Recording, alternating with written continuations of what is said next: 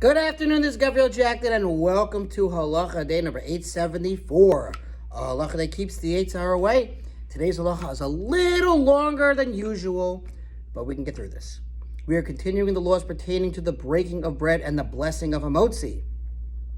You should break off the bread at the choicest part of the loaf in honor of the bracha. The choicest part is the crust or hard part. Would you have guessed that? I wouldn't have. For there, the bread is baked best, and it is the part opposite the place where the bread splits open. This occurs because at the place where it starts to bake, the pressure on the dough builds until the opposite side splits. However, an old person who finds it difficult to eat hard bread should cut the bread at the soft part. In any event, cutting the bread should not cause excessive delay between the blessing of hamotzi and eating the bread. Therefore, before saying the blessing, make a small circular incision around the loaf in a way that by holding the piece to be cut, the entire loaf will be lifted along with it, for otherwise it is considered cut off, and we require that the blessing hamotzi be said while the loaf is whole. In other words, you don't want to cut too much in that incision, otherwise it's going to fall apart. If the bread does not fall apart, then you know it's still good, it's still whole.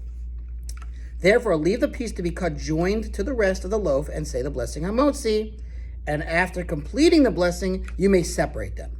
In this manner, the bracha or blessing is considered while the loaf is still whole.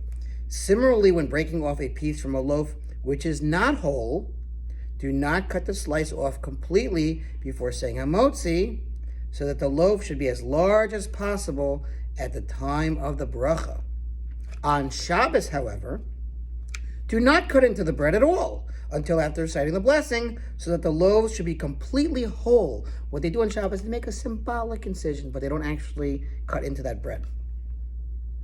Also on a weekday, if you eat a thin type of bread, such as matzah, recite the blessing before breaking it, since there is no delay in breaking the bread.